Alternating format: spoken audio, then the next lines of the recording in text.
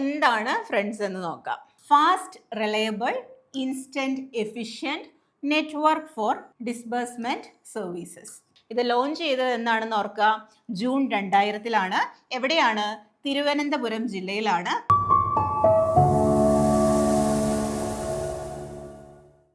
Hi all, welcome to CC bank. അപ്പം നമ്മൾ ഇന്ന് വന്നിരിക്കുന്നത് GKയുടെ ഭാഗത്ത് ചോദിച്ചിട്ടുള്ള കുറച്ച് പ്രീവിയസ് ഇയർ ക്വസ്റ്റ്യൻസ് ഡിസ്കസ് ചെയ്യാൻ വേണ്ടിയിട്ടാണ് കേട്ടോ. അപ്പോൾ ഇതിനു മുമ്പ് നമ്മളൊരു വീഡിയോ ചെയ്തിട്ടുണ്ട്, അത് കാണാത്തവരുണ്ടെങ്കിൽ ആ വീഡിയോ കാണാം കേട്ടോ. അതിൽ നമ്മൾ കുറച്ച് GK ക്വസ്റ്റ്യൻസ് ആണ് ഡിസ്കസ് ചെയ്തേക്കുന്നത്. അപ്പോൾ അതിന് മുമ്പായിട്ടൊരു കാര്യം ഓർമ്മിപ്പിക്കട്ടെ, ആരെങ്കിലും CC ലേണിംഗ് ആപ്പ് ഡൗൺലോഡ് ചെയ്യാത്തതായിട്ടുണ്ടെങ്കിൽ ഡൗൺലോഡ് ചെയ്യുക. ഗൂഗിൾ പ്ലേ സ്റ്റോർ അതുപോലെ തന്നെ ആപ്പ് സ്റ്റോർ എന്നിവയിൽ അവൈലബിൾ ആണ് കേട്ടോ. ഇതിൽ ഫ്രീ ഡെയിലി മോക്ക് ടെസ്റ്റ് അതുപോലെ തന്നെ കറണ്ട് അഫയേഴ്സ്, ഫ്രീ ക്വിസ് എന്നിവ അവൈലബിൾ ആണ്. കൂടാതെ previous year questions PDF, rank and performance അനാലിസിസും എന്നിവയും ലഭിക്കുന്നതാണ്. അപ്പോൾ ഓർക്കുക, എത്രയും വേഗം തന്നെ CC ലേണിംഗ് ആപ്പ് ഡൗൺലോഡ് ചെയ്യുക കേട്ടോ. അപ്പോൾ നമ്മൾ പറഞ്ഞു, നമ്മൾ GKയുടെ ഭാഗത്ത് ചോദിച്ചിട്ടുള്ള കുറച്ച് ഇമ്പോർട്ടൻ്റ് ആയിട്ടുള്ള ക്വസ്റ്റ്യൻസ് ആണ് ഡിസ്കസ് ചെയ്യാൻ പോകുന്നത്. നമുക്ക് ഫസ്റ്റ് ക്വസ്റ്റ്യൻ നോക്കാം. എന്താണ്? The Dutch East India company established their first factory at dash അല്ലേ? അപ്പോൾ Dutch East India company establish ചെയ്തിട്ടുള്ള ഫസ്റ്റ് ഫാക്ടറി എവിടെയാണ് എന്നതാണ് ക്വസ്റ്റ്യൻ. ഓപ്ഷൻസ് നോക്കാം. Option A Masulipatnam, option B Pulicat, option C Surat, option D Karaikal. അപ്പോൾ ഇതിൽ എവിടെയാണ് ഫസ്റ്റ് ഫാക്ടറി ഡച്ചുകാർ അല്ലെങ്കിൽ ഡച്ച് ഈസ്റ്റ് ഇന്ത്യ കമ്പനി സ്ഥാപിച്ചത് എന്നതാണ് ക്വസ്റ്റ്യൻ. അപ്പോൾ ഏതാണ് ഇതിൻ്റെ ആൻസർ ആയിട്ട് വരിക? ഓർത്തിരിക്കുക, ഇതിൻ്റെ ആൻസർ ആയിട്ട് വരുന്നത് ഏതാണ്? ഓപ്ഷൻ എ മസൂലിപട്ടണമാണ് കേട്ടോ. മസൂലിപട്ടണമാണ് ഇതിൻ്റെ ആൻസർ ആയിട്ട് വരുന്നത് എന്ന കാര്യം ഒന്ന് ഓർത്ത് വെച്ചോളുക.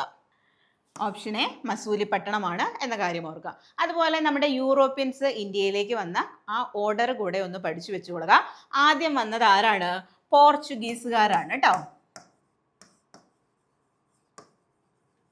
പോർച്ചുഗീസുകാരാണ്. രണ്ടാമത് വന്നത് ആരാണ്? ഡച്ചുകാരാണ് കേട്ടോ. മൂന്നാമത് വന്നത് ആരാണ്? ബ്രിട്ടീഷുകാരാണ്. നാലാമത് വന്നത് ഫ്രഞ്ചുകാരാണ് എന്ന കാര്യം കൂടെ ഓർത്തിരിക്കുക കേട്ടോ. ആദ്യം വന്നത് പോർച്ചുഗീസുകാർ, രണ്ടാമത് വന്നത് ഡച്ചുകാർ, മൂന്നാമത് വന്നത് ബ്രിട്ടീഷുകാർ, നാലാമത് വന്നത് ഫ്രഞ്ചുകാർ. അപ്പോൾ ഇത് ഓർത്ത് വെക്കാനായിട്ട് നമ്മൾ പോഡ ബീഫെ എന്നൊരു കോഡുണ്ട്, ഓർത്തിരിക്കുക. പോർച്ചുഗീസുകാർ, ഡച്ചുകാർ, ബ്രിട്ടീഷുകാർ, ഫ്രഞ്ചുകാർ, ഇവരാണ് നമ്മുടെ യൂറോപ്യന്മാർ. ഇന്ത്യയിലേക്ക് വന്ന ആ ക്രമം ഒന്ന് പഠിച്ചു വെച്ചോളൂ കേട്ടോ. അപ്പോൾ ഡച്ച് ഈസ്റ്റ് ഇന്ത്യ കമ്പനി ഇവിടെ ഫസ്റ്റ് ഫാക്ടറി സ്ഥാപിച്ചത് എവിടെയാണെന്ന് ചോദിച്ചു കഴിഞ്ഞാൽ മസൂലിപട്ടണമാണ് എന്ന കാര്യം കൂടെ ഓർത്തിരിക്കുക. ഓക്കെ, നോക്കിക്കേ, 1605 അല്ലേ? 1605 ഡച്ച് ഈസ്റ്റ് ഇന്ത്യ കമ്പനി അതിൻ്റെ first established it's first permanent trading post at Masulipatnam. ആദ്യത്തെ ഫാക്ടറി സ്ഥാപിച്ചു എന്ന് പറഞ്ഞു. ഏത് വർഷമാണ് എന്ന കാര്യം ഓർത്തിരിക്കുക. എന്നാണ് വരുന്നത്? 1605 എന്ന കാര്യം പഠിച്ചു വെക്കുക കേട്ടോ. എന്നാണ്? 1605 Dutch East India company first factory സ്ഥാപിച്ചത് എന്ന കാര്യം ഓർക്കുക. എവിടെയാണ് എന്നുള്ള കാര്യം നമ്മൾ പറഞ്ഞു, മസൂലിപട്ടണമാണ് എന്ന കാര്യം ഓർത്തിരിക്കുക. ഇപ്പൊ അത് ഏത് പേരിലാണ് അറിയപ്പെടുന്നത്? മച്ചിലിപട്ടണം എന്ന പേരിലാണ് അറിയപ്പെടുന്നത്. ഏത് സംസ്ഥാനത്താണ് എന്ന് ചോദിച്ചു കഴിഞ്ഞാൽ ഇപ്പൊ എവിടെയാണ്? ആന്ധ്രാപ്രദേശാണ് എന്ന കാര്യം കൂടെ ഓർക്കുക കേട്ടോ. എവിടെയാണ്? ആന്ധ്രാപ്രദേശിലാണ് എന്ന കാര്യം കൂടെ ഓർത്തിരിക്കുക. ഓക്കെ, അപ്പോൾ നമ്മൾ ആ ഓർഡർ ഓർത്തിരിക്കുക. ഏത് വർഷമാണ്? നമ്മൾ പറഞ്ഞു 1605 ആണ് എന്ന കാര്യം പറഞ്ഞു. എവിടെയാണ് എന്ന കാര്യം കൂടെ ഓർത്തിരിക്കുക. മസൂലിപട്ടണമാണ് എന്ന കാര്യം ഓർക്കുക. എത്രാമതാണ് ഡച്ചുകാർ ഇന്ത്യയിലേക്ക് വന്നത് എന്ന് ചോദിച്ചു കഴിഞ്ഞാൽ രണ്ടാമതാണ് എന്ന കാര്യം കൂടെ ഒന്ന് പഠിച്ചു വെച്ചോളൂ കേട്ടോ. ഓക്കെ, അടുത്ത ക്വസ്റ്റ്യൻ നോക്കാം. The phrase Chandrasekhar limits is related to. Chandrasekhar limit ഇത് എന്തുമായിട്ട് ബന്ധപ്പെട്ടതാണ് എന്നതാണ് ക്വസ്റ്റ്യൻ. ഓപ്ഷൻസ് നോക്കാം. A mass of stars, B heat of sun, option C expansion of earth, option D expansion of Pluto. ഇങ്ങനെ 4 ഓപ്ഷൻസ് ആണ് തന്നിരിക്കുന്നത്. എന്താണ് ചോദിച്ചിരിക്കുന്നത്? നമ്മൾ പറഞ്ഞു ചന്ദ്രശേഖർ ലിമിറ്റിനെ കുറിച്ചിട്ടാണ്. അതെന്തുമായിട്ട് ബന്ധപ്പെട്ടതാണ് എന്നതാണ് ക്വസ്റ്റ്യൻ. അപ്പോൾ ഇതിൻ്റെ ആൻസർ ആയിട്ട് വരുന്നത് ഏതാണ്? ഓർത്തിരിക്കുക, ഇതിൻ്റെ ആൻസർ ആയിട്ട് വരുന്നത് ഏതാണ്? ഓപ്ഷൻ എ ആണ് വരുന്നത്. മാസ് ഓഫ് സ്റ്റാർസ് എന്നതാണ് കേട്ടോ. ഏതാണ്? മാസ് ഓഫ് സ്റ്റാർസ് എന്നതാണ് ഇതിൻ്റെ ആൻസർ ആയിട്ട് വരുന്നത് എന്ന കാര്യം ഒന്ന് പഠിച്ചു വെക്കുക കേട്ടോ. ഇനി നമുക്ക് നോക്കാം എന്താണ് ചന്ദ്രശേഖർ ലിമിറ്റ് എന്ന്. നോക്കിക്കേ, this is the maximum mass possible for A stable white dwarf star to exist. ഓർത്തിരിക്കുക, ഏതാണ് മാക്സിമം മാസ് ആണ് എന്ന് ഓർക്കുക കേട്ടോ. മാക്സിമം മാസ് ആണ് എന്താണ് possible for A stable white dwarf star to exist. നമ്മൾ കുള്ളൻ ഗ്രഹം എന്നൊക്കെ പറയും. വൈറ്റ് ഡ്വാർഫ് സ്റ്റാർ എക്സിസ്റ്റ് ചെയ്യാൻ വേണ്ടിയിട്ടുള്ള മാക്സിമം മാസ് ആണ് എന്ന കാര്യം ഓർക്കുക. This is approximately 1.4 times the mass of the sun. സണ്ണിനെ അപേക്ഷിച്ച് എത്ര ടൈംസ് ആണ്? 1.4 ടൈംസ് മാസ് ഉണ്ട് എന്ന കാര്യം കൂടെ ഓർത്തിരിക്കുക. If A stars mass exceeds this limit, it will shrink further due to gravity and turn into a neutron star or a black hole. പിന്നീട് അത് എന്തായി മാറും? ബ്ലാക്ക് ഹോൾ എന്നുള്ള കാര്യം കൂടെ ഓർത്തിരിക്കുക. This was named after the Indian American scientist Subrahmanyan Chandrasekhar കേട്ടോ. ആരുടെ പേരാണ് ഇട്ടിരിക്കുന്നത്? ഇതൊരു ഇന്ത്യൻ അമേരിക്കൻ സയൻറ്റിസ്റ്റ് ആയ സുബ്രഹ്മണ്യൻ ചന്ദ്രശേഖറിൻ്റെ പേരാണ് ഇട്ടിരിക്കുന്നത് എന്ന കാര്യം ഓർക്കുക. Who discovered it in 1930. അദ്ദേഹമാണ് 1930 ഇത് ഡിസ്കവർ ചെയ്തത് എന്ന കാര്യം ഓർക്കുക കേട്ടോ. അപ്പോൾ ചന്ദ്രശേഖർ ലിമിറ്റ് എന്ന് പറഞ്ഞാൽ എന്താണ്? മാക്സിമം മാസ് ആണ് എന്നുള്ള കാര്യം ഓർത്തിരിക്കുക കേട്ടോ. This is the maximum mass possible for A stable white dwarf star to exist എന്ന കാര്യം പഠിച്ചു വെച്ചുകൊള്ളുക. അടുത്ത ക്വസ്റ്റ്യൻ നോക്കാം. The directive principles for state policy are enumerated in part 4 of the Constitution of India from articles dash. Directive principles of state policy. അതെന്താണ്? Part 4ലാണ് of the Constitution of India from articles. ഏത് ആർട്ടിക്കിളിലാണ് വരുന്നത് എന്നതാണ് question. Options നോക്കാം. Option A 14 to 19, option B 36 to 51, option C 26 to 33, option D none of the above. ഇങ്ങനെയാണ് കൊടുത്തിരിക്കുന്നത്. അപ്പോൾ ഓർത്തിരിക്കേണ്ട കാര്യം എന്താണ്? ഇതിൽ ഏത് ആർട്ടിക്കിളിലാണ് ഉൾപ്പെടുന്നത് എന്ന് ചോദിച്ചാൽ പഠിച്ചു വെച്ചോളുക. ആർട്ടിക്കിൾ 36 to 51 ആണ് കേട്ടോ. 36 മുതൽ 51 വരെയുള്ള ആർട്ടിക്കിളുകളിലാണ് ഏതിനെ കുറിച്ചിട്ട് പറയുന്നത്? Directive principles of state policy എന്നതിനെ കുറിച്ച് പറയുന്നത്. ഈ directive principles of state policy എന്ന് പറഞ്ഞു കഴിഞ്ഞാൽ നമ്മുടെ പേര് പോലെ തന്നെ കുറച്ച് പ്രിൻസിപ്പിൾസ് ആണ് അടങ്ങുന്നത്. ഇതിന്റെ ലക്ഷ്യം എന്താണ്? ഓർത്തിരിക്കുക, വെൽഫെയർ സ്റ്റേറ്റ് എന്നതാണ് കേട്ടോ. എന്താണ്?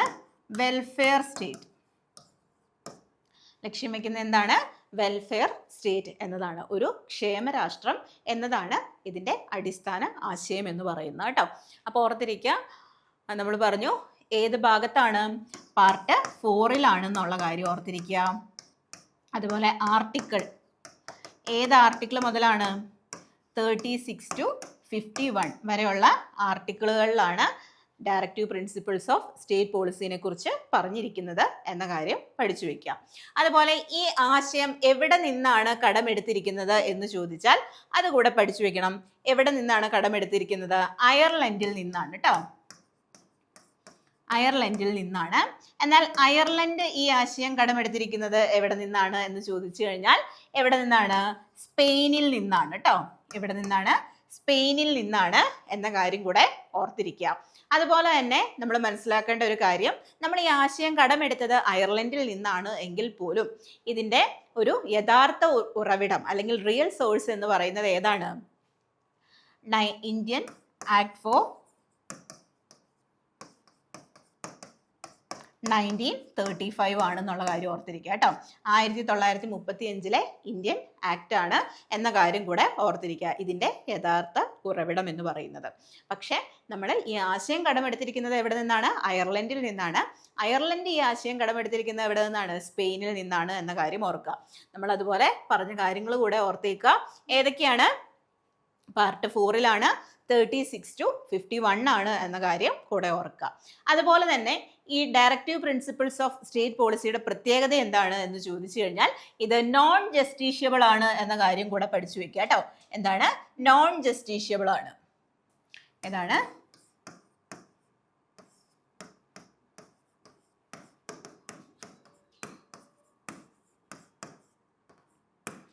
നോൺ ജസ്റ്റീഷ്യബിൾ ആണ്. എന്താണ് നോൺ ജസ്റ്റീഷ്യബിൾ എന്ന് പറഞ്ഞു കഴിഞ്ഞാൽ?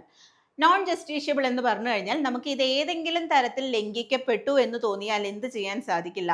കോടതി മുഖേന നേടിയെടുക്കുവാൻ സാധിക്കില്ല എന്ന കാര്യം ഓർക്കുക. അങ്ങനെയാണെങ്കിൽ ഫണ്ടമെന്റൽ റൈറ്റ്സ്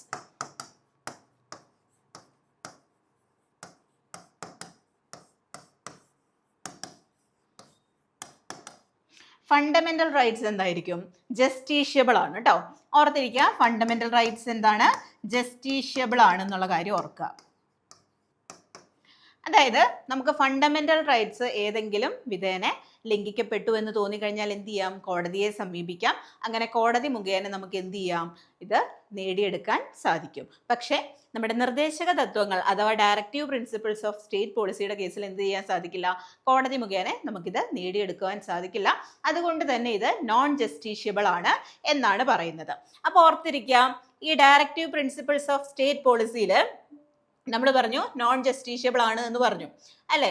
ഈ നോൺ ജസ്റ്റീഷ്യബിൾ ആണ് എന്ന് പറയുന്ന ആർട്ടിക്കിൾ ഏതാണ്? ഓർത്തിരിക്കുക, നോൺ ജസ്റ്റീഷ്യബിൾ ആണ് എന്ന് പറയുന്ന ആർട്ടിക്കിൾ ഏതാണ് എന്ന കാര്യം ഓർക്കുക. അതേതാണ്?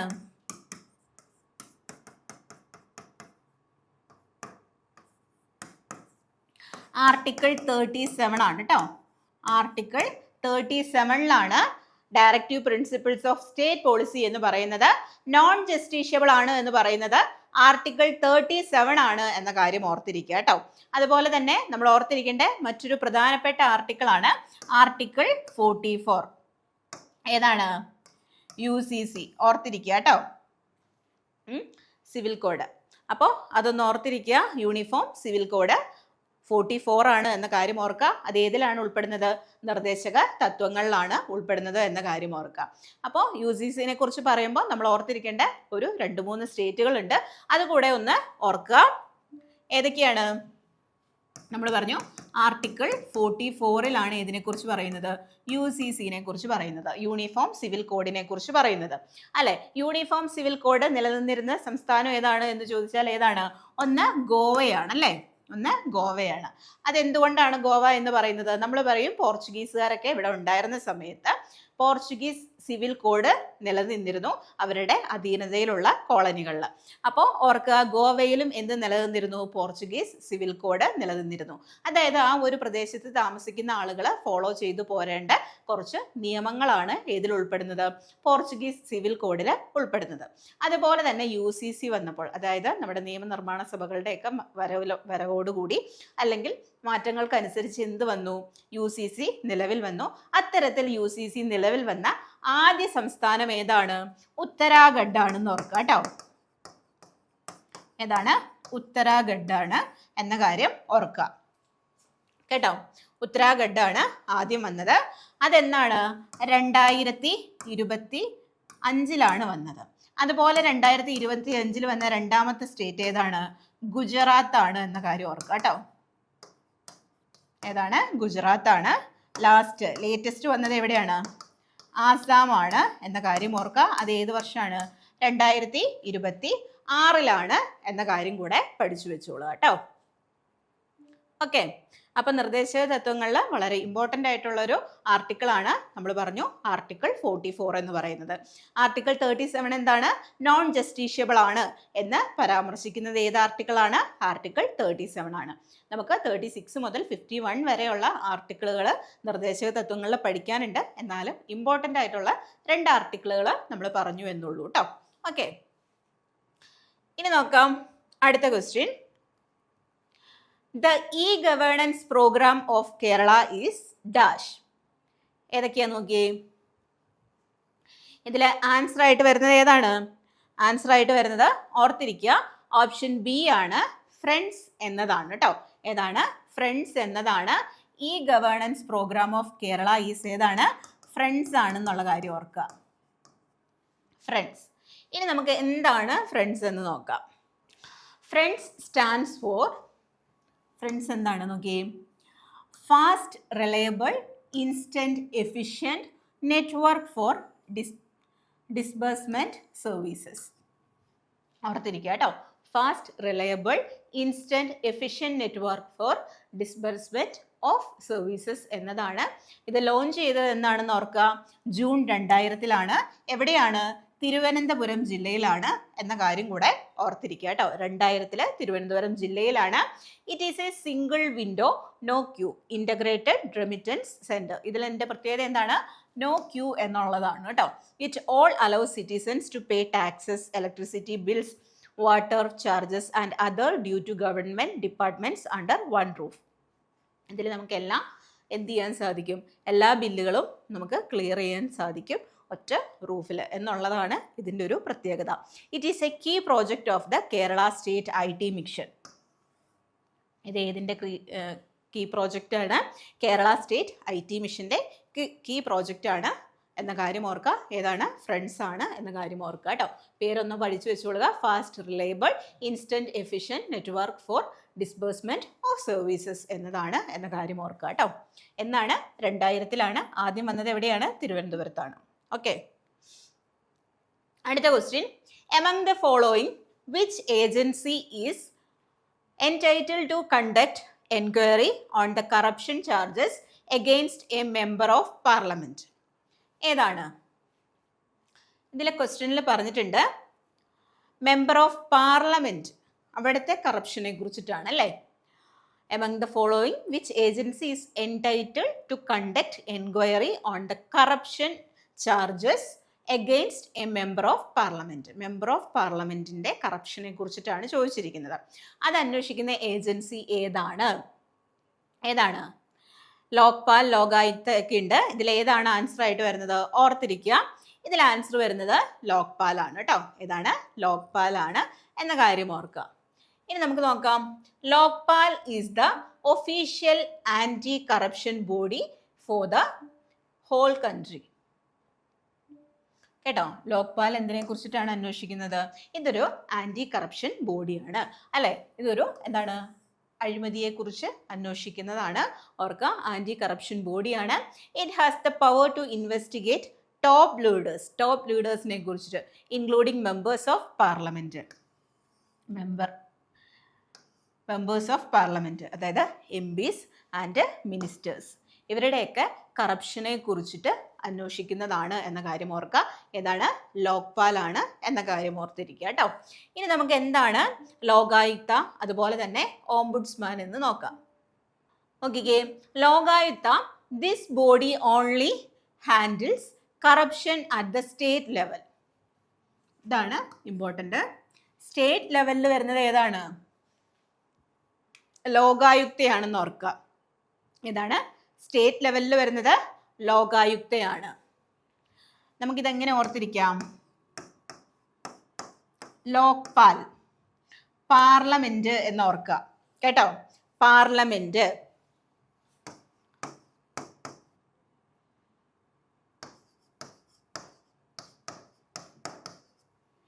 ലോകായുക്ത, ലോകായുക്ത ഇറ്റി വെച്ചിട്ട് പിടിക്കുക. ഏതാണ്? സ്റ്റേറ്റ് ലെവൽ കേട്ടോ. State level. സ്റ്റേറ്റ് ലെവലിലെ കാര്യങ്ങൾ അന്വേഷിക്കുന്നത് ഏതാണ്? ലോകായുക്തയാണെന്ന് ഓർക്കുക കേട്ടോ. സ്റ്റേറ്റ് ലെവലിലുള്ള അഴിമതികളെ കുറിച്ച് അന്വേഷിക്കുന്നത് ഏതാണ്? ലോകായുക്തയാണ്. ഓക്കെ, എന്നാൽ പാർലമെന്റ് അംഗങ്ങളെ കുറിച്ച് അന്വേഷിക്കുന്നത് ലോക്പാലാണ് എന്ന കാര്യം ഓർക്കുക കേട്ടോ. Lokpal, parliament, Lokayukta, state level. Okay, അടുത്തതാണ് ഓംബുഡ്സ്മാൻ. എന്താണ് ombudsman? This is just a general international word. ഇതെന്താണ്? ജനറൽ ആയിട്ടുള്ള അതുപോലെ തന്നെ ഒരു ഇന്റർനാഷണൽ വേർഡ് ആണ്. എന്താണ്? An officer who investigates complaints in India. That officer is called the Lokpal. അതായത് എന്തിനുള്ള ഇൻവെസ്റ്റിഗേറ്റ്സ് ആണ്? അതായത് കംപ്ലൈൻറ്റ്സിനെ കുറിച്ചിട്ട് അന്വേഷിക്കുന്ന ഉദ്യോഗസ്ഥന്മാരാണ്. ഇന്ത്യയിൽ അതിനെ വിളിക്കുന്ന പേരാണ് ഇത് കോൾഡ് ദ ലോക്പാൽ എന്ന പേരിലും അറിയപ്പെടുന്നുണ്ട് കേട്ടോ, ഓംബുഡ്സ്മാൻ. ഓക്കെ, അപ്പോൾ ബാങ്ക് ജോലിയൊക്കെ സ്വപ്നം കാണുന്നവർക്കായിട്ട് നമ്മുടെ CSEB എക്സാമിൻ്റെ ഒരു ബാച്ച് സ്റ്റാർട്ട് ചെയ്തിട്ടുണ്ട്. അപ്പോൾ ഇതെന്താണ്? തികച്ചും syllabus based recorded classes, model exams, live sessions for all subjects, special mentorship programme എന്നിവ അവൈലബിൾ ആണ്. അപ്പോൾ എത്രയും വേഗം തന്നെ ജോയിൻ ചെയ്യുക. ഇതിൽ ജോയിൻ ചെയ്യാനായിട്ട് 8921440580 എന്ന നമ്പറിൽ കോൺടാക്ട് ചെയ്ത് കഴിഞ്ഞാൽ ഈ നമ്മുടെ കോഴ്സിനെ കുറിച്ചിട്ടുള്ള എല്ലാ ഡീറ്റെയിൽസും ലഭിക്കും കേട്ടോ. നമുക്ക് ഒരു ക്വസ്റ്റ്യൻ കൂടെ നോക്കാം. The symbol of Indian rupee, the symbol of Indian rupee was designed by dash. ആരാണ് നമ്മുടെ symbol of Indian rupee, Indian റുപ്പിയുടെ സിംബൽ ഡിസൈൻ ചെയ്തത് എന്നതാണ് ക്വസ്റ്റ്യൻ. ആരാണ്? ഓർത്തിരിക്കുക, ഡി ഉദയകുമാർ ആണ് കേട്ടോ. ആരാണ്? ഡി ഉദയകുമാർ ആണ് എന്ന കാര്യം ഓർത്തിരിക്കുക. ദേവനാഗിരി ലിപിയിലുള്ള ര എന്ന അക്ഷരവും അതുപോലെ തന്നെ ഇംഗ്ലീഷ് അക്ഷരമാലയിലെ 6 കൂടെ ചേർത്തിട്ടാണ് ഇത് രൂപകൽപ്പന ചെയ്തിരിക്കുന്നത്. അപ്പോൾ ഇതിന്റെ പ്രത്യേകത എന്താണ്? മുകളിൽ ഇതിൽ കാണുന്ന 2 വര എന്തിനെയാണ് സൂചിപ്പിക്കുന്നത്? ഇന്ത്യൻ നാഷണൽ ഫ്ലാഗിനെയാണ് എന്ന കാര്യം ഓർക്കുക കേട്ടോ. ആ 2 വര ദേവനാഗിരി ലിപിയിലെ ര എന്ന അക്ഷരവും ഇംഗ്ലീഷ് അക്ഷരമാലയിലെ 6, ഈ 2 അക്ഷരങ്ങളും കൂടെ സംയോജിപ്പിച്ച് രൂപകൽപ്പന ചെയ്ത ചിഹ്നമാണ് എന്ന കാര്യം ഓർക്കുക. ഇത് നിലവിൽ വന്ന വർഷം കൂടെ ഓർത്തിരിക്കുക. ഇത് ഔദ്യോഗികമായി അംഗീകരിച്ചത് എന്നാണ്? 2010 ജൂലൈ 15 എന്ന കാര്യം ഓർത്തിരിക്കുക കേട്ടോ. എന്താണ്? 2010 ജൂലൈ 15 ഇത് അംഗീകരിച്ചത്, ഈ ചിഹ്നം ഔദ്യോഗികമായി അംഗീകരിച്ചത് എന്ന കാര്യം ഓർക്കുക. ഇത് രൂപകൽപ്പന ചെയ്ത ആളാരാണ്? ഡി ഉദയകുമാർ ആണ് എന്ന കാര്യം കൂടെ പഠിച്ചു വെക്കുക കേട്ടോ. ഓക്കെ, നമ്മൾ കുറച്ച് ക്വസ്റ്റ്യൻസ് ഡിസ്കസ് ചെയ്തു. നിങ്ങൾക്ക് ഉപകാരപ്പെട്ടു കാണും എന്ന് വിശ്വസിക്കുന്നു. അപ്പോൾ ഈ ക്വസ്റ്റ്യൻസ് കൃത്യമായ രീതിയിൽ തന്നെ പഠിച്ചെടുക്കുക. വീണ്ടും ഓർമ്മിപ്പിക്കുകയാണ്, നമ്മുടെ ആദ്യത്തെ വീഡിയോ കാണാത്ത ആരെങ്കിലും ഉണ്ടെങ്കിൽ വീഡിയോ കാണുക കേട്ടോ. നമുക്ക് GK വളരെ ഇമ്പോർട്ടൻ്റ് ആയിട്ടുള്ള ഒരു ഏരിയ ആണ്. നല്ല രീതിയിൽ തന്നെ പ്രിപ്പയർ ചെയ്യുക. അപ്പോൾ നമുക്കിതുപോലെ മറ്റൊരു സെഷനുമായിട്ട് വീണ്ടും കാണാം. Thank you.